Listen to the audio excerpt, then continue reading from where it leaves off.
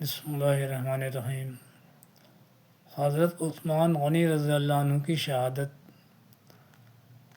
بلوایان مصر نے جب مدینہ منورہ میں دوبارہ واپس آ کر خط لوگوں کو دکھایا اور حضرت عثمان غنی رضی اللہ عنہ نے خلفیہ اس خط سے اپنی لا علمی کا اظہار کیا تو عبد الرحمن بن عدیس نے، جو بلوائیوں کا سرغنہ تھا،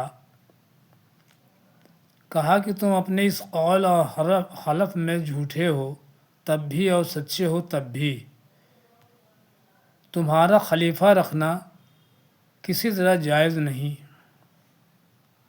کیونکہ اگر تم جھوٹ بول رہے ہو تو جھوٹے کو مسلمانوں کو خلیفہ نہیں ہونا چاہیے، اور اگر سچے ہو تو ایسے ضعیف کمزور خلیفہ کو، جس کی اجازت و اطلاع کے بغیر جس کا جو جی چاہے حکم لکھ کر بھیج دے، خلیفہ نہیں رکھنا چاہیے۔ عبد الرحمن بن عدیس نے حضرت عثمان رضی اللہ عنہ سے کہا کہ آپ خود ہی خلافت کو چھوڑ دیں۔ انہوں نے جواب دیا کہ میں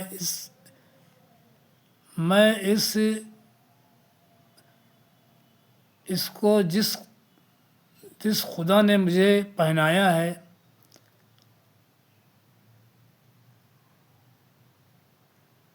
حضرت عثمان غنی رضی اللہ عنہ نے کہا کہ اس کرتے کو یعنی خلافت کو جس خدا نے مجھے پہنایا ہے خود نہیں اتاروں گا، یعنی خلافت کے منصب کو خود نہیں چھوڑنے والا۔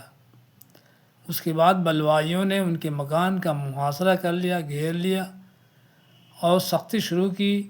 جب خلیفہ وقت پر پانی بھی بند ہو گیا اور پانی کی کمی نایابی سے تکلیف اور اذیت ہوئی تو حضرت عثمان غنی رضی اللہ عنہ نے اپنے مکان کی چھت پر چڑھے اور اپنے حقوق جتائے اور اپنا سابق الایمان ہونا بھی لوگوں کو یاد دلایا۔ اس تقریر کا بلوائیوں پر کچھ اثر ہوا کہ ان میں سے اکثر یہ کہنے لگے کہ بھائی اب ان کو جانے دو اور ان سے درگزر کرو، لیکن اتنے میں مالک بن اشتر آ گیا۔ اس نے لوگوں کو مجمع کو پھر سمجھایا کہ دیکھو کہیں دام فریب میں نہ آ جانا۔ چنانچہ وہ ضرور حضرت عثمان رضی اللہ عنہ کی حامی اور ہمارے مخالف ہوں گے۔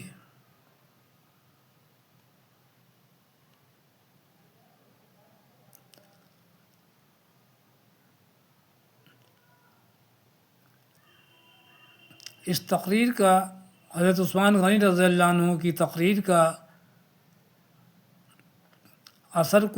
کچھ اثر ہوا کہ ان میں سے اکثر یہ کہنے لگے کہ بھائی اب ان کو جانے دو اور ان سے درگزر کرو، لیکن اتنے میں مالک بن اشتر آ گیا۔ اس نے لوگوں کے مجمع کو پھر سمجھایا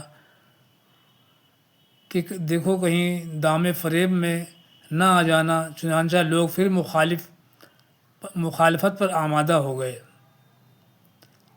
بلوائیوں کو جب یہ یقین ہو گیا کہ ممالک اسلامیہ سے جو فوجیں آئیں گی